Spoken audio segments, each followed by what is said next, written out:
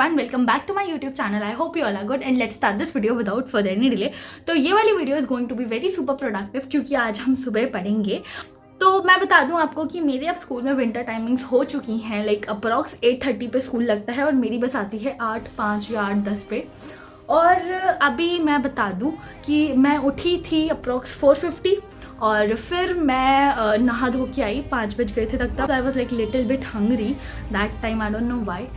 दूध पिया. फिर उसके बाद अब मैं जाके बैठ रही हूँ पढ़ाई के लिए. आई हैवंट डिसाइडेड कि मैं क्या पढ़ूंगी, बट रात में भी मैं मैथ्स ही पढ़ रही थी, सम एप्लीकेशंस ऑफ ट्रिग्नोमेट्री वाला चैप्टर. तो मुझे लगा लेट्स कंप्लीट दैट ओनली और कुछ क्वेश्चंस भी कर लेंगे क्योंकि रिविजन टेस्ट सीरीज़ में दूसरा पेपर मैथ्स का ही है. तो लेट्स स्टार्ट दिस वीडियो. जल्दी से जाते हैं. तो यार अभी तो पहले मुझे लग रहा था कि चलो कोई रेफरेंस बुक निकालते हैं, बट नहीं. फिर मेरे को यार लगा कि जब हमारी स्कूल की मैम ने बोला है कि सॉल्व आरडी, तो फिर मेरे को लगा चलो कुछ, आज पहली बार आरडी खोली थी मैंने पहली बात तो. और फिर मेरे को लगा चलो कुछ क्वेश्चन सॉल्व कर ही लेते हैं of chapter some applications of trigonometry. तो पहले तो देखो मैंने ना आज बुक में देखा, नोटिस किया. अब मुझे नहीं पता हर चैप्टर के लिए ऐसा है नहीं है, but some application of trigonometry के लिए आरडी में पता क्या दे रखा है. Like 45 examples are given to make you better in solving all the questions related to the chapter itself. And then after 45 examples उसके बाद दे रखा है हमें exercise. Numerous amount of questions were given in the exercise itself. I know that ये chapter easy है for all of them जिन्हें समझ आ गया है, बट अभी मेरे को थोड़ा समझ नहीं आया तो I'm not having so much confidence. मेरा तो भाई उस पर डिपेंड करता है कि आया या नहीं आया. आ जाएगा तो इसका मतलब चैप्टर बहुत ईजी है. 3 महीने का समय बचा है फॉर बोर्ड एग्जामिनेशन और अब आता है हमारा सैम्पल पेपर्स खरीदने का टाइम. तो एक बात बता दूं, सैम्पल पेपर्स ऐसे लेना है जिसमें कॉम्पिटेंसी बेस्ड लर्निंग क्वेश्चंस भी इंक्लूड हो. I am currently using PW के sample papers which are adhered to competency based learning. These are available for 3 subjects. फिर उसके बाद हमारा फीचर आता है व्हाट नॉट टू डू और nailing the right answer. What not to do वाले box में बता रखा है मैं क्या चीज़ें नहीं करनी है, और नेलिंग द राइट आंसर वाले में बता रखा है कि हम कैसे फुल नंबर ला सकते हैं, कैसे आंसर्स लिख के. एंड देन कहीं कहीं पे टॉपर्स के आंसर दे रखे हैं और मार्किंग स्कीम तो दे ही रखी है. एक और पॉइंट है कि चीट शीट्स भी प्रेजेंट हैं इस बुक में. Helps us in revision and can summarise your whole chapter at once. Then this book also contains level wise sample papers such as easy, medium and hard. Then the main point is 100 most probable question जो तुम्हें sample papers की book में मिलते हैं.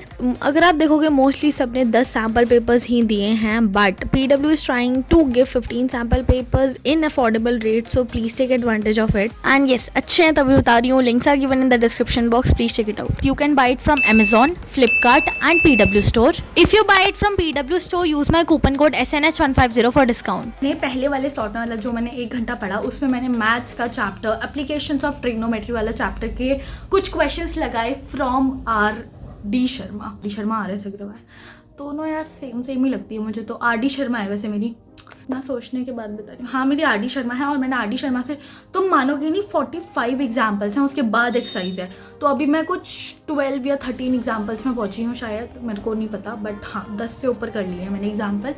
And अब लग रहा है कि हाँ थोड़ा ईजी चैप्टर है, नहीं तो पहले बिन सॉल्व करे लग नहीं रहा था बिल्कुल भी. तो अब तो फिर मैं दूसरा सब्जेक्ट पढ़ूंगी. मैथ्स नहीं पढ़नी है मुझे, अलग अलग सब्जेक्ट्स पढ़ना चाहती हूँ मैं.